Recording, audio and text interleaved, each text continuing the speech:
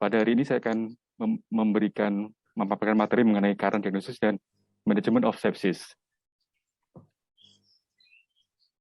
Jadi seperti kita ketahui bahwa sepsis merupakan kasus yang global, di mana sudah mencapai lebih dari hampir 59 juta kasus di dunia, dan angka kematian juga tinggi, sekitar 11 juta kematian, dan tidak hanya menyerang pada populasi yang low atau middle income, tetapi juga di Amerika juga 1-3 kasus meninggal karena sepsis.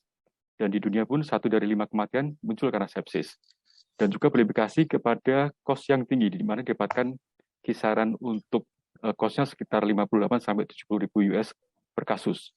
Dan infeksi sendiri juga akan menimbulkan angka rehospitalisasi 20%, sehingga pasien sepsis umumnya akan balik lagi ke rumah sakit karena kondisi yang berulang.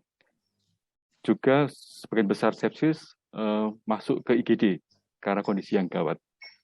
Sepsis sendiri pun disebabkan oleh banyak faktor, tetapi kita melihat bahwa meningitis, kemudian pneumonia, kemudian infeksi abdominal, kemudian kulit dan urinary infection menjadi penyebab utama dari sepsis. Dan saat ini kondisi pandemi SARS-CoV-2 juga sering menimbulkan sepsis. Secara sepsis dimulai dari waktu zaman-zaman 750 tahun sebelum Masehi, berasal dari kata sepo, bahasa Yunani, di mana pujangga Yunani terkenal Homer dalam mitosnya Iliad, yang menggambarkan pertempuran kuda Troya dengan tokoh yang Asilas melawan Hektor, yang Hektor terbunuh, kemudian oleh Asilas diseret dengan kuda sampai akhirnya membusuk dan tidak boleh diambil. Dicetuskan istilah pembusukan oleh organ. Nah, istilah ini berawal dari kata sepo tadi, yang di dunia modern oleh Louis Pasteur, ternyata pembusukan materi tadi disebabkan oleh mikroorganisme. Dan oleh William Osler, beliau menyatakan bahwa menekankan dalam bukunya Modern Evaluation of Medicine, disebutkan bahwa yang paling penting sebenarnya adalah reaksi terhadap infeksi, bukan karena infeksinya. Dan oleh konsensus di ACP dan Society Critical Care tahun 91 dicetuskan mengenai sepsis 1, yaitu SIRS plus infeksi, kemudian sepsis, severe sepsis, dan shock sepsis. Dan kemudian di tahun 2001, dengan lebih detailkan lagi muncul kriteria sepsis 2. Dan yang terakhir 2016 ada sepsis 3. Masing-masing memiliki beberapa kriteria, tapi ya dari tabel di samping kita bisa melihat bahwa sebenarnya sepsis 1 dan sepsis 2 tidak ada perbedaan yang bermakna, hanya untuk sepsis 2 lebih didetailkan dari masalah sign dan simptom yang lebih teliti. Sedangkan untuk sepsis 3 tahun 2016 menghilangkan kriteria severe sepsis, karena panel berpendapat bahwa sepsis itu sudah kondisi yang berat, sehingga tidak lagi diperlukan istilah severe sepsis. Dan kata kunci dari sepsis yang kita anut sebenarnya adalah karena life threatening. Secara histori, survival sepsis campaign yang dimulai dari Barcelona tahun 2002 dan setiap 4 tahun sekali diperbaiki, jadi 2004, 2008, 2012 sampai yang terakhir 2021, ya harusnya 2020 karena pandemik, jadi memunculkan istilah COVID guideline. Itu setiap 4 tahun muncul bundle. Jadi ada bundle tahun 2004, 2013, dan terakhir yang 2015, di mana yang untuk 3 dan 6 hours bundle digabung menjadi satu jam bundle. Kita ketahui bahwa untuk 2004 sampai 2012 masih menggunakan EGDT yang kemudian dikoreksi karena implikasi yang survival rate dan penelitiannya observasional. Jadi yang sekarang kita pakai adalah definisi sepsis berdasarkan 2016, Singer et al. 2016. Istilah life threatening ini sebenarnya berimplikasi pada 2 hal, yaitu adanya respon imun yang non-hemostatik, yang tadi dibahas oleh Prof. Nasrun, bahwa dia tidak bisa, jadi tidak respon yang berlebihan terhadap infeksi yang non-hemostatik. Dan life threatening berarti kita harus segera mungkin mengetahui apakah dia sepsis tidak. Makanya ada istilah penggunaan SOFA score untuk memastikan kondisi tersebut. Dan apabila dibiarkan akan jatuh kondisi septic shock yang berimplikasi kepada tidak hanya sirkulatori, tetapi juga ke arah seluler metabolisme, yang ditandai dengan adanya hipotensi yang persisten yang memerlukan vasopresor untuk menekan kadar MAP lebih dari 5 dan peningkatan kadar laktat lebih dari 2.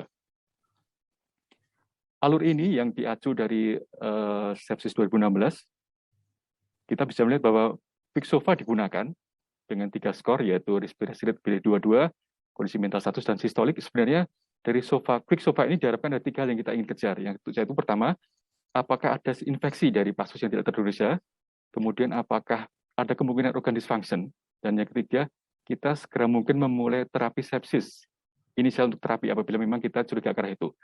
Karena dari quick SOFA tadi langsung kita assess lagi kemudian ke arah organ dysfunction dengan SOFA score yang melibatkan dari atas dari CNS, kemudian dengan pengukuran JCS, kemudian dari kardiovaskular dengan MAP ataupun penggunaan vasopresor, kemudian dengan respiratory menggunakan rasio PaO2 FeO2, kemudian dari liver menggunakan kadar bilirubin, dari ginjal menggunakan parameter kreatinin ataupun urine output, dan parameter hematologi menggunakan platelet count.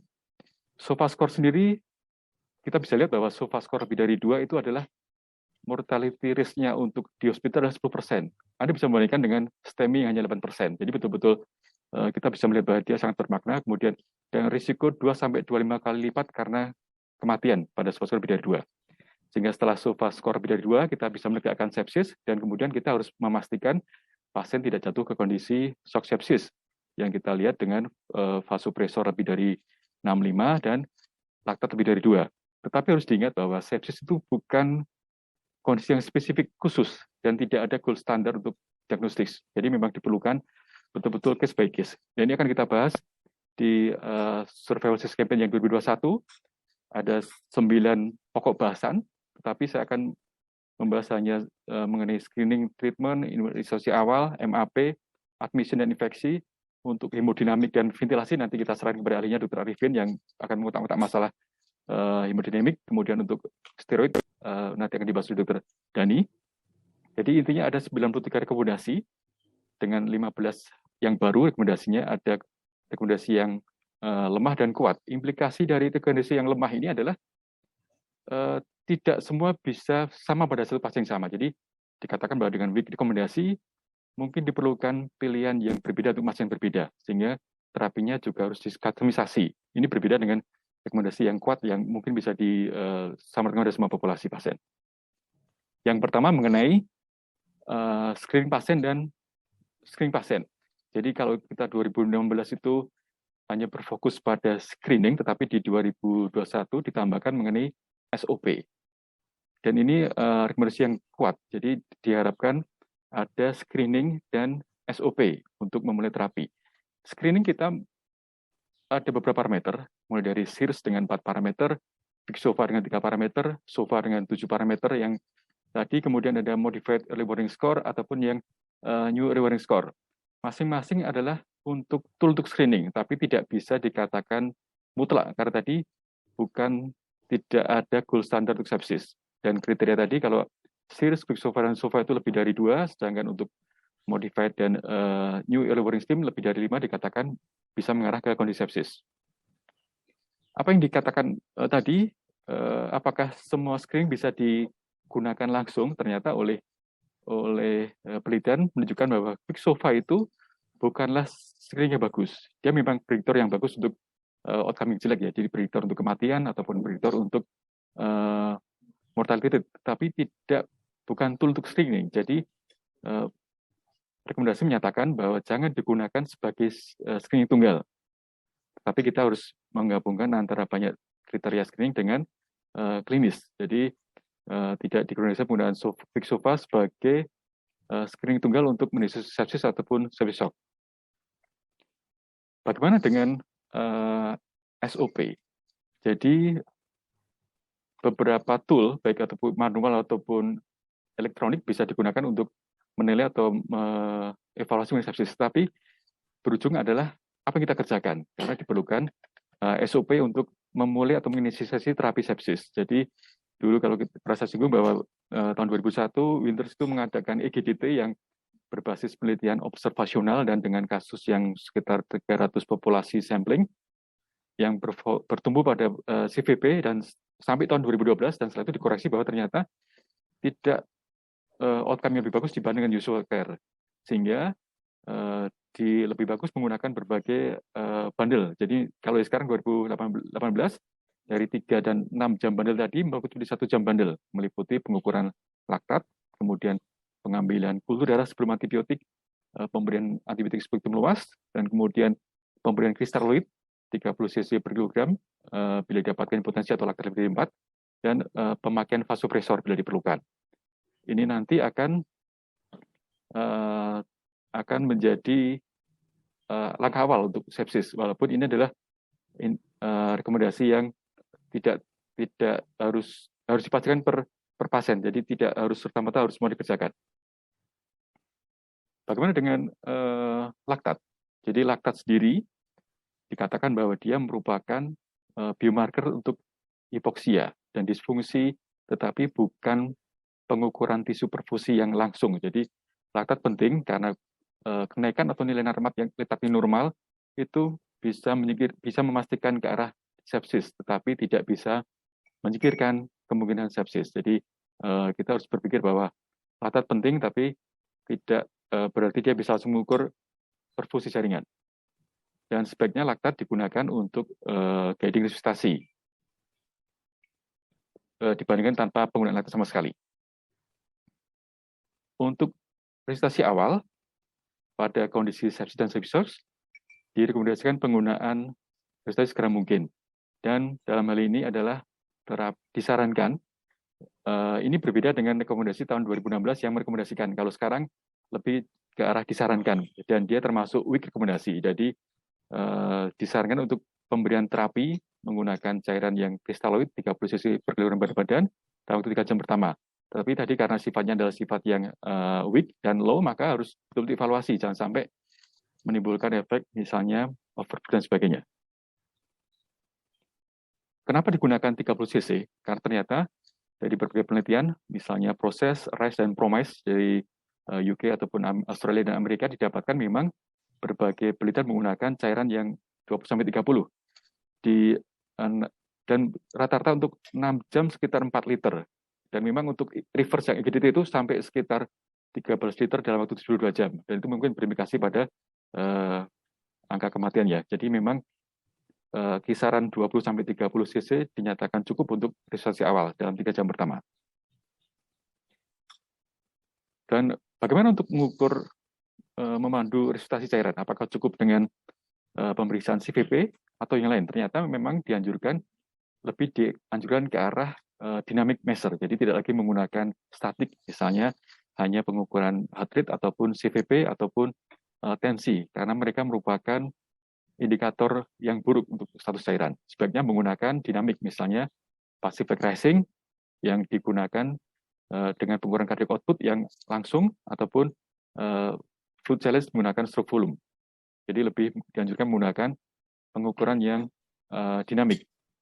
Passive rising prinsipnya ada beberapa hal. Jadi yang pertama adalah dia posisi harus 45. Jadi terangnya harus 45 derajat, dan kemudian perubahan dari 45 ke passive rising sebaiknya menggunakan bed yang otomatis. Jadi tidak diperbolehkan memanipulasi pasien dengan cara manual. Jadi memang dasar utama harus menggunakan bed yang otomatis, sehingga diprogram dari sistem recumbent ke pasif menjadi otomatis. Dan kemudian dia sebaiknya menggunakan pengukuran stroke volume yang direct dan real time. Jadi disarankan karena peningkatan stroke volume 10% dianggap sebagai berpotensi untuk fluid responsiveness. Dan kemudian kondisi PLR itu bisa direproduksi. Jadi istilahnya kalau setelah diposisikan PLR dia naik 10%, maka bila dikembalikan dia akan turun lagi. Beberapa hal tadi akan membuat validasi PLR menjadi lebih akurat. Dan perlu diperhatikan bahwa dari 3 pengukuran dengan stroke volume ataupun dengan pulse pressure ataupun peningkatan sistolik, paling bagus memang menggunakan pengukuran cardiac output yang direct dan real time. Nanti Dr. Alvin yang akan lebih menjelaskan masalah ini. Kemudian bagaimana dengan perfusi? Ternyata guideline menyatakan bahwa penggunaan capillary refill time, yaitu ada 3 beberapa cara, bisa menggunakan yang 5 detik, 10 detik, atau 15 detik. Masing-masing punya cut-off yang berbeda. Jadi kalau 5 detik, itu cut-off-nya adalah 2 detik, kalau yang 10 detik dia 3 detik, yang 15 detik dia ada 4 detik. Jadi itu bisa untuk guideline awal untuk perfusi jaringan. Dan dia murah dan bisa dikerjakan kapanpun juga. Rekomendasi selanjutnya adalah mengenai MAP. Di beberapa tahun sebelumnya dikatakan MAP harus lebih dari 65 atau sampai 80, tetapi ternyata direkomendasikan MAP cukup 65 dibanding MAP yang lebih tinggi. Karena semakin tinggi MAP, tidak didapatkan, semakin berisiko untuk pasien dan tidak didapatkan perbaikan mortalitas. Jadi rekomendasi yang 2021 cukup MAP 65. Dan segera mungkin dimasukkan ke ICU karena setiap delay 1 jam akan meningkatkan mortalitas 1,5% untuk angka delay-nya per jam dari masuk ke ICU. Kemudian untuk antibiotik infeksi, apakah antibiotik harus segera diberikan pada semua kasus? Ternyata fokusnya adalah apabila ada kecurigaan, maka dan belum pasti, maka sebaiknya direvaluasi dan bisa didiskontinue bila ternyata ada kemungkinan infeksi selain yang ada. Jadi harus betul-betul hati-hati. Tapi apabila memang ada kecurigaan sepsis dan dia juga ada shock, maka direkomendasikan memberi antibiotik segera mungkin dalam waktu 1 jam. Rekomendasi ini bersifat stroke, jadi bisa dikerjakan di hampir semua populasi. Ya. Kemudian untuk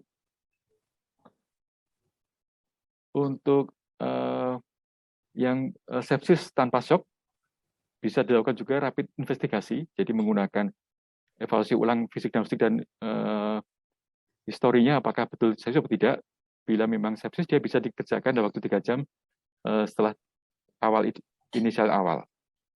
Tetapi bila memang terbukti bukan sepsis, sebaiknya di-stop antibiotiknya. Jadi secara garis besar untuk antibiotik, apabila lebih besar karena sepsis, maka kita bisa segera memberikan antibiotik, apalagi bila ada shock dalam waktu 1 jam. Tetapi apabila tidak ada shock dan kita masih ragu-ragu, sebaiknya dilakukan assessment awal yang sifatnya cepat agar kita bisa memulai antibiotik dalam waktu 3 jam. Karena rapid assessment diperlukan agar tidak ada penggunaan antibiotik yang berlebihan. Kemudian untuk procalcitonin, apakah diperlukan untuk memulai antibiotik, terapi antibiotik? Ternyata di rekomendasi disebutkan bahwa antibiotik, penggunaan procalcitonin tidak diperlukan untuk memulai antibiotik dibandingkan dengan hanya pemeriksaan fisik biasa. Karena walaupun secara teori itu PCT itu bisa untuk memulai terapi antibiotik, ternyata 3RCT menyebutkan bahwa dengan kandungan PCT pun tidak ditemukan perbedaan mortalitas, kemudian lama rawat dan lama ICU. Jadi PCT tidak diperlukan untuk memulai antibiotik. Sebaliknya, untuk mengakhiri pemberian antibiotik disarankan untuk menggunakan PCT dan evaluasi klinis. Karena nanti dengan penggunaan procalcitonin kita akan membantu untuk mengurangi paparan antibiotik dengan lebih rendah lagi. Bagaimana dengan MRSA? Jadi direkomendasikan apabila ada kecurigaan ke arah MRSA, sebaiknya menggunakan antibiotik dengan coverage MRSA. Tentunya disesuaikan dengan masing-masing rumah sakit dan panduan yang sudah ada. Tetapi untuk sepsis dengan low risk MRSA, maka tidak disarankan menggunakan antibiotik dengan coverage MRSA. Ini beberapa faktor risiko yang akan membuat lebih rentan MRSA, misalnya adanya infeksi kulit yang berulang, kemudian riwayat MRSA sebelumnya, dan severe CAP itu memang berpotensi untuk menimbulkan MRSA, sehingga disarankan penggunaan antibiotik yang coverage MRSA. Dengan di Mordi sendiri, penelitian Januari-November 2020, ternyata insidensi MRSA tidak terlalu tinggi, jadi mungkin kalau di Mordi, penggunaan antibiotik empiris yang coverage MRSA belum terlalu ditekankan, karena kita masih termasuk rendah untuk coverage MRSA. Kemudian rekomendasi mengenai antibiotik yang mengcover bakteri yang MDR. Jadi misalnya pasien dengan sepsis dan sepsis dan dengan high risk MDR, maka disarankan menggunakan 2 antibiotik dengan coverage terhadap gram negatif. Tetapi pada pasien dengan kecurigaan yang low MDR tidak disarankan menggunakan 2 kombinasi gram negatif. Jadi memang harus ditekankan, kita harus tahu risiko untuk MDR. Risiko MDR bisa kita lihat berdasarkan beberapa kriteria, misalnya adanya riwayat rawat lebih dari 5 hari, kemudian adanya penggunaan antibiotik yang resistensi di komunitas, ataupun infus selama di rumah, wound care, kemudian terapi dialisis, ataupun pasien dalam kondisi imunosupresif ataupun terapi yang lama.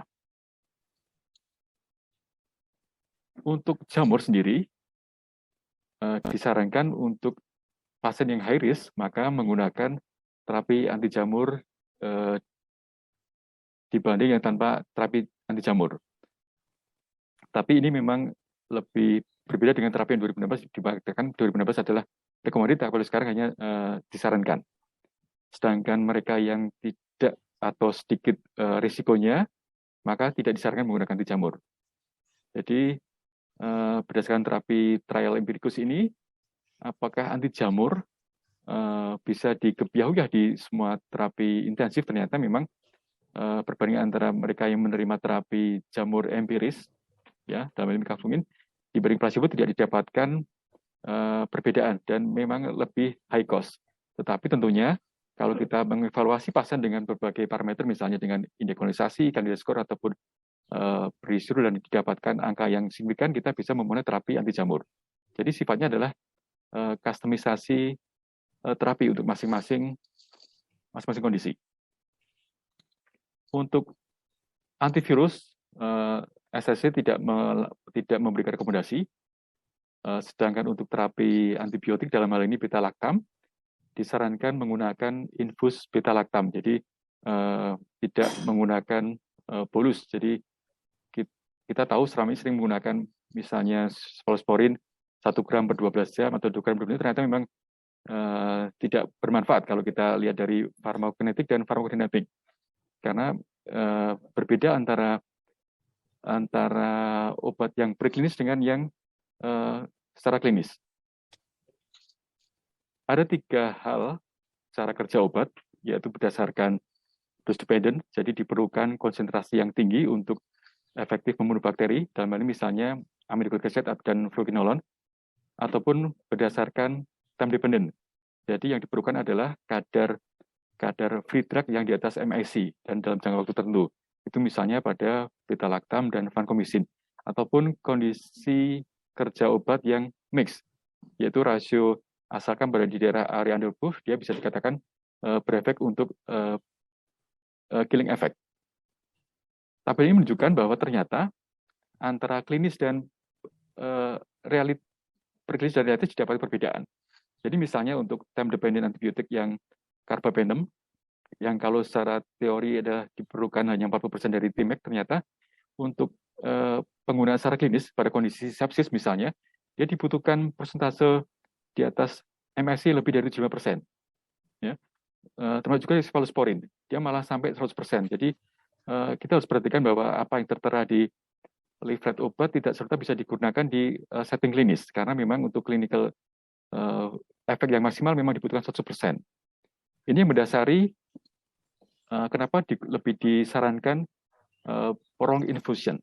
Kita ketahui bahwa untuk antibiotik beta-lactam, dia termasuk time dependent. Jadi yang diperlukan adalah waktu paparan terhadap yang lama terhadap kadar di atas MIC. Jadi kalau kita lihat ini yang merah ini adalah penggunaan beta-lactam yang tradisional. Jadi misalnya bolus 5 menit sampai 1 gram, itu yang tradisional. Yang biru ini adalah prolonged infusi. Jadi pemberian beta-lactam menggunakan infus selama sampai 4 jam. Sedangkan yang kontinu adalah selama durasi diberikan terus-menerus. Ternyata waktu penggunaan beta-lactam yang tradisional tadi, misalnya 1 gram 8 jam, dia hanya waktu setengah jam memang tercapai kadar puncak, tapi setelah 4 jam dia akan turun di bawah MIC. Ini menjadi masalah besar karena tidak cukup paparan untuk membunuh kuman, walaupun dikatakan tadi di slide sebelumnya bahwa untuk cephalosporin cukup 50%, ternyata di klinis pasien dia harus 100%. Jadi intinya kalau untuk membunuh dengan beta-lactam ya sebaiknya terus-menerus di atas MIC. Dalam hal ini sebaiknya menggunakan yang prolonged infusi atau yang continuous infusi. Demikian juga dengan aminobutyric acid. Selama ini ada yang masih menggunakan aminobutyric acid dengan menggunakan pola 8 jam. Yang ini 8 jam. Jadi kalau kita diberikan 8 jam, maka ada setelah diberikan setelah waktu 2 jam akan berada di bawah MIC. kita tahu bahwa emisi masing-masing bakteri berbeda-beda. Yang paling ringan itu misalnya E. coli itu sekitar setengah emisi, sedangkan Enterococcus faecalis sampai 32. Jadi kalau kita berikan hanya sekedar per 8 jam, setelah 4 jam dia akan turun di bawah emisi. Dan ini akan menimbulkan juga relapse post after effect. Jadi sering menimbulkan resistensi. Jadi sebaiknya untuk golongan aminoglycoside diberikan dalam pola yang dosis dependent, diberikan langsung sekali tapi dosis tinggi agar tercapai kadar bunuh yang maksimal, kemudian dia masih mempertahankan pemakaian untuk selama 12 jam. Ini beberapa rekomendasi yang lain. Jadi misalnya untuk anatomi source infeksi segera disingkirkan, ya. Kemudian untuk eskalasi antibiotik sebaiknya dievaluasi terus-menerus karena pemakaian antibiotik jangka panjang dan jangka pendek tidak berbeda ternyata. Tabel ini menyebutkan bahwa pada kasus pneumonia ataupun bakteremia tidak ada perbedaan antara pemberian antibiotik antara 5 sampai 10 hari dan sebagainya. Jadi shorter duration sama seperti durasi lebih lama. Sehingga rekomendasi menyebutkan bahwa sebaiknya menggunakan antibiotik yang short duration. Untuk steroid nanti akan dibahas oleh Dr. Dani nanti setelah ini. Yang berikutnya adalah panel tidak merekomendasikan penggunaan IVIG. Jadi untuk 2021 tidak sarankan penggunaan IVIG dan penggunaan profilaksis untuk GI tract masih disarankan ya untuk stress ulcer. Kemudian target gula 2021 disebutkan di atas 180 karena beberapa penelitian yang target gula yang lebih rendah berisiko untuk ke pasiennya. Dan penggunaan vitamin C tidak disarankan. Demikian juga dengan infus Big Nut tidak disarankan kecuali pada kondisi yang pH di bawah 2. Dan juga disebutkan bahwa segera mungkin dilakukan enteral feeding dalam waktu 72 jam. Saya kira demikian yang bisa saya paparkan.